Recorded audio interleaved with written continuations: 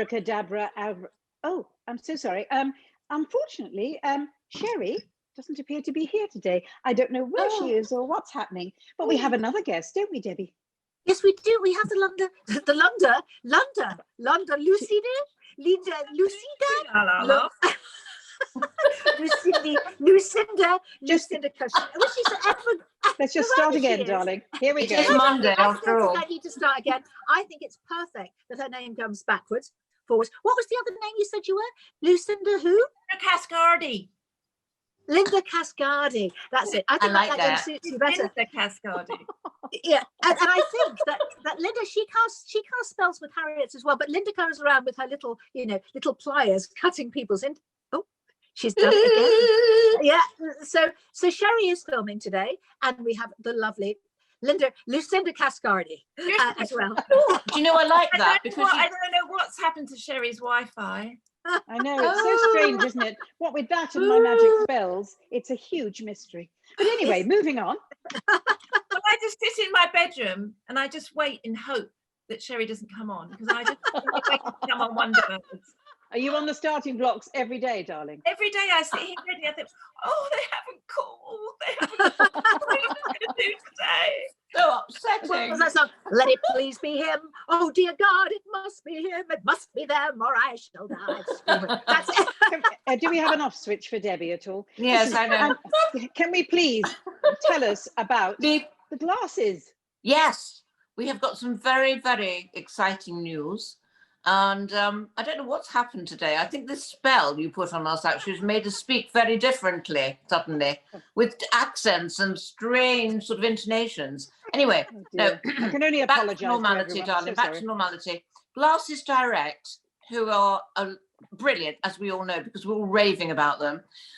There is the start of their competition today, and five winners, not just one, but 5. And they're amazing because they do this thing called a home trial, where they actually send you glasses, four pairs of glasses, not 4 candles, and you actually send them back once you've chosen, selected the ones you want, put the order in, and they come back to you very quickly with your prescription.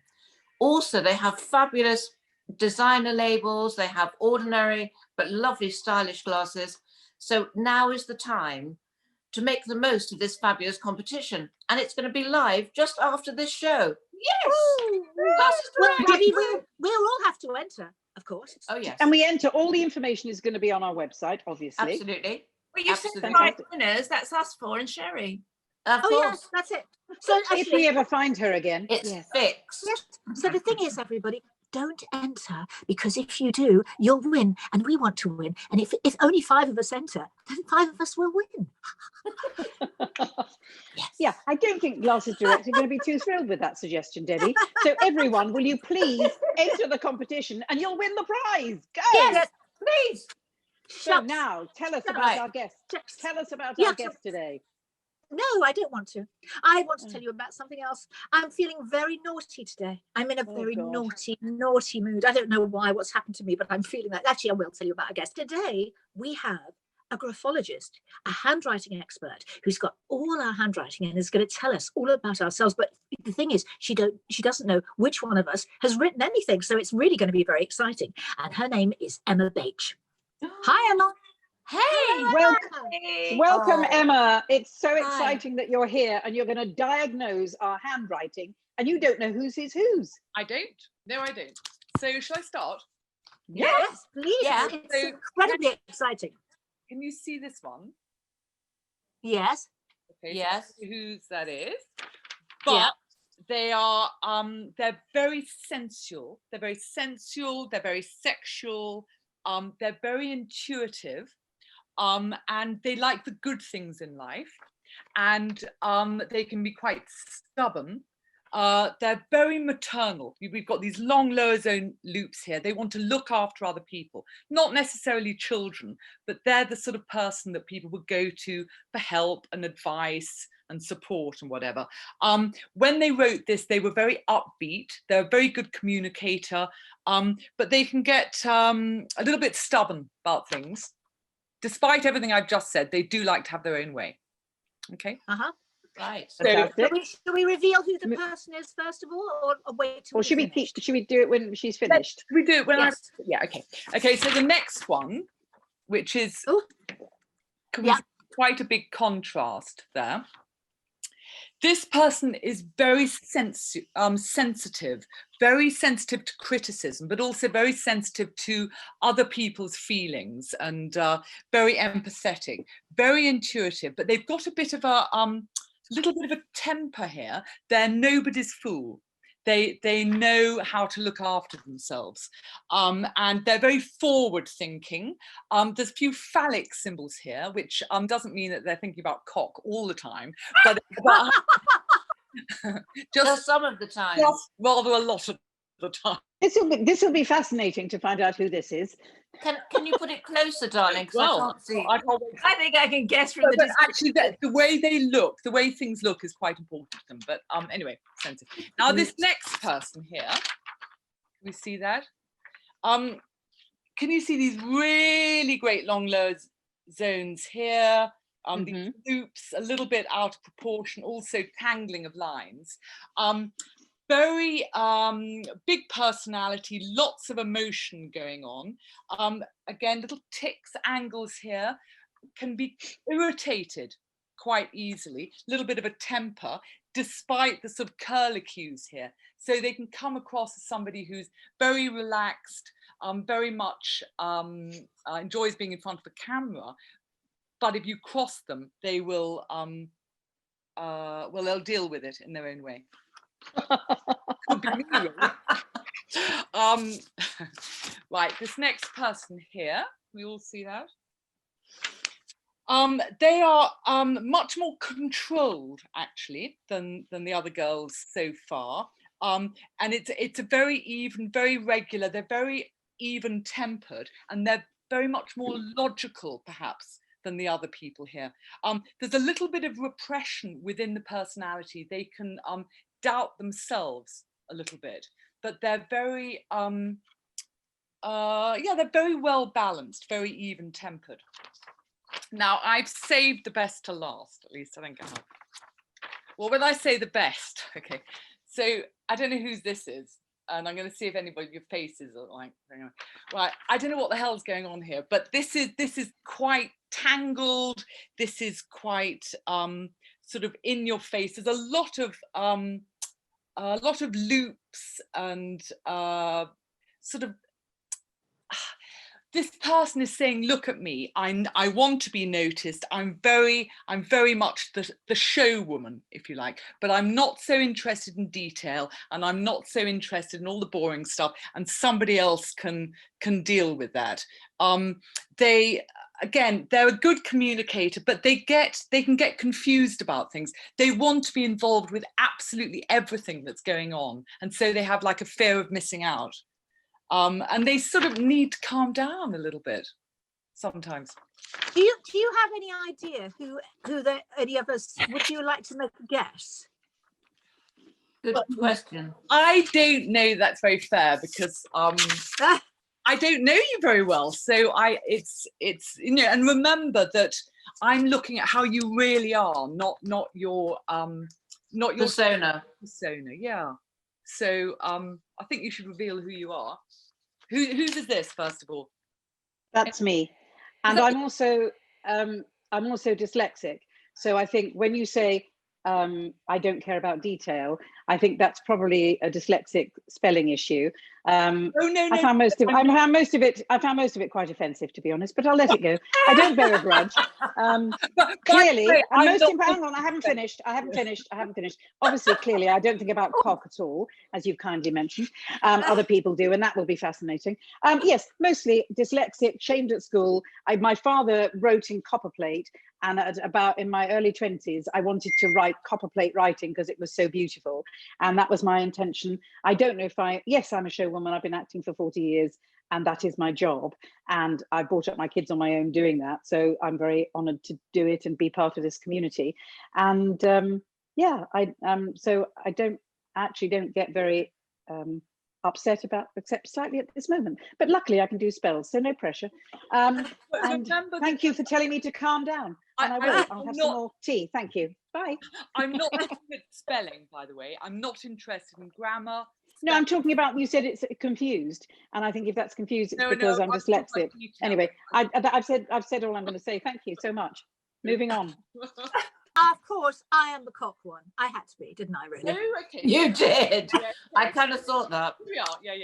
Very emotional. Very emotional. This one is, can you see there's a very strong right slant? That's all about communication and wanting to go forward. I mean, there's a little bit of impatience here, but you're seeing the future. You want to sort of get ahead.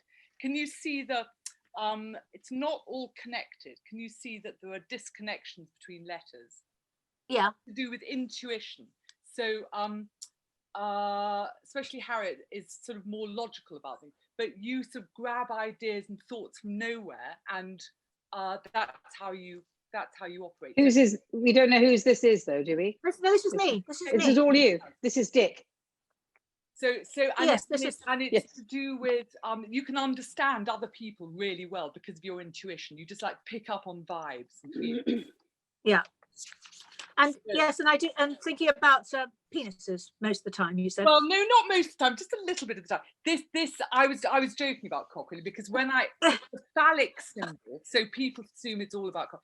It's not. It's just, as you can see, what it looks like. It's about and it often goes with people who are very intuitive. It's you can make decisions based on feelings and how things look, and that doesn't mean to say you're superficial, but it's just you don't need to have everything spelt out. You don't need to see the logical thing of everything. Do you know what I mean? It's you just you pick up on feelings. I mean, I guess I'm more intuitive as well than I am logical, but it's you're more creative than perhaps an accountant might be. That's right. Slightly. Hopefully.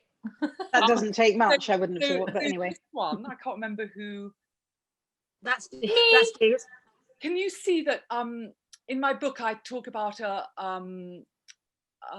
script being quite pasty, and that's really the breadth of the stroke. I can't see the depth because this is just a photocopy and I haven't seen the original, but it's quite thick, which means that you enjoy the good things of life, and there's a lot of sensuality there and feeling.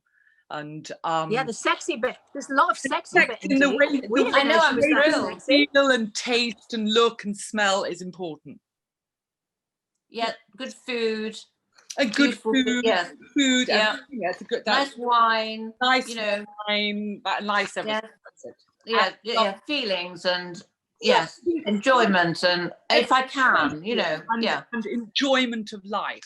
Well, all of you enjoy life anyway. So this one. That was me. That was the boring one. No, what? Just because I said that you were very stable. I can't win today, clearly. Anyway, I don't mind being boring. No. But it's much more connected. So you like to have a reason for doing things and a logicality to your life. But it's emotion there as well. There's lots of loops, can you see here? But there's regularity. You can be relied on for sound advice, and it's a little bit. You're getting a little bit tired when you wrote this. Can you see at the end of each line, slightly dips down? But all right, okay. Nice. Well, having had coronavirus and had it very badly, it's not. I'm not surprised. Well, I think the thing is with Linda as well. I think you are very. You are very together, aren't you? I'm quite reliable. If I'm saying I'm going to do something, I do it. And you are. Yeah. Very grounded, Linda. The one thing, see there's a loop. If we see the of there and the fetch, there's a loop within a loop.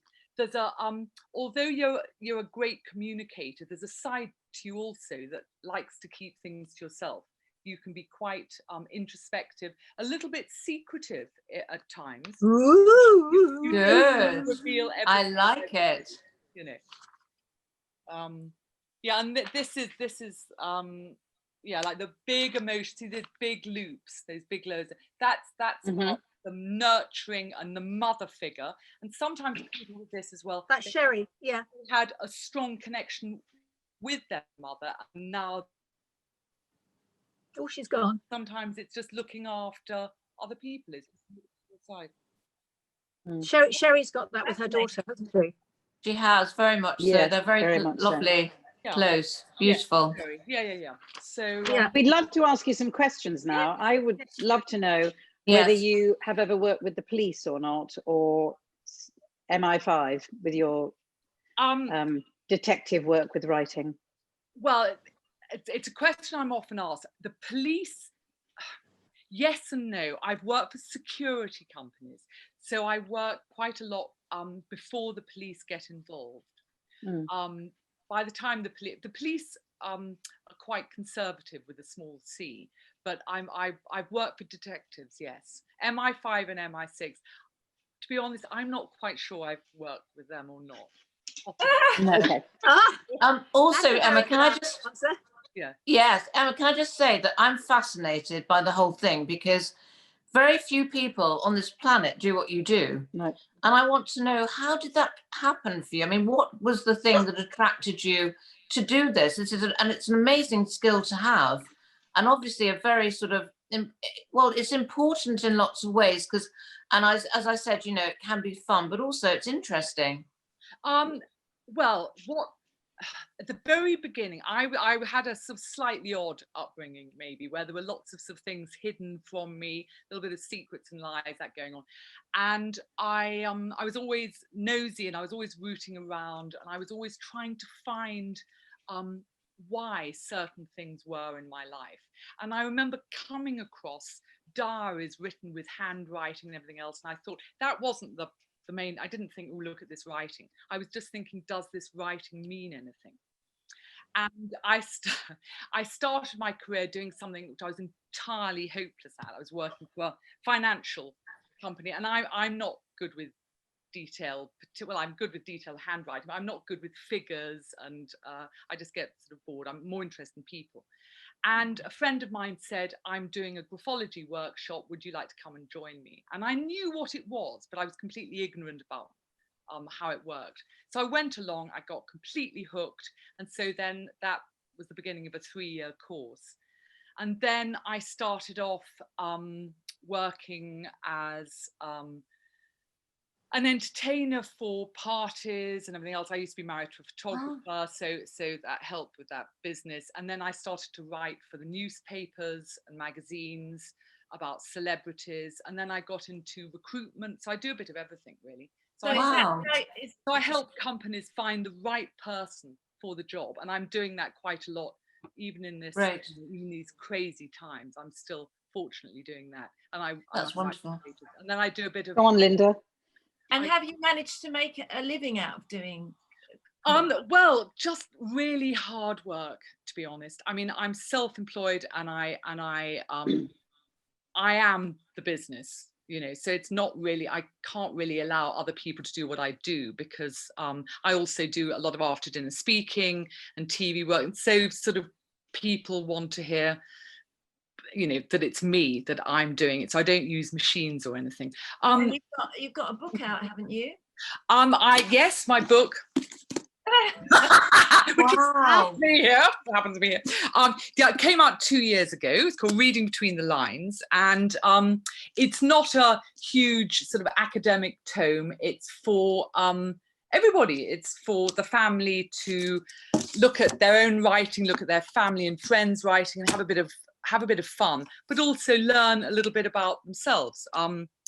Because a few years ago, actually 10 years ago now, I also trained as a psychotherapist and a hypnotherapist, because I was so often used as that. So people would say, well, that's all very well, but why do I behave in that way? And I'd think, oh God, I don't really know, you know. So I felt I had to then train and get a qualification so I could sort of And have you ever? Sorry to interrupt, but I just think this is quite important. My writing is so different to how it used to be, because I don't write anymore. So does that make a difference? Does it? Well, first of all, let's assume that we can all write, and obviously these shows that you can all write. I'm looking at the fine motor coordination between the brain, the hand, and the writing instrument. So as long as somebody can still make a mark on a piece of paper or graffiti on a wall or whatever, I can analyze it. You're quite right. People generally, well, certainly our generation, we are sadly writing less. But the weird thing is that actually a younger generation, so my children's generation, are writing more. And apparently last year there were more notebooks sold than ever, because people understand that they feel more creative if they actually write something down as opposed to type it, and something remains in the brain for longer. Then does that make sense? I don't know if that Yes. is, yes. When I learn a script, for example, Yeah. I learn it. But the only way I know that I've really learnt it is if I can write my character down. So I write all the. So I learn it, then I write it down. Then I learn it and I write it down. When I can write down my lines, then I've learnt my script. That's so funny, because I do the opposite, because I can't spell and was always shamed with my writing and my spelling at school. The one thing I could do is write prettily, I thought, or tried to. And I never write things down. I do it by emotional journeys and actions is how I get it. I have different structures. So writing, apart from now, as you so rightly said, Debbie, we don't write so much anymore. I only do birthday cards and try and make it swirly and pretty. Oh, Emma, do you know what? It's absolutely fascinating. It's been a real pleasure to talk to you today, and thanks for coming. Oh, well, thank you so much for having me on. Oh, and I must just say hello from Sam Kane. He's my husband. I know he is. Will you say big hello and kiss from me? I will. I'll give him a big snog for you. Dirty beast. I'm the one that should be doing the snogging at the moment. I know. My writing. Goodness. Oh, So you might be. Bye, Emma. Bye. Fascinating. That was fascinating.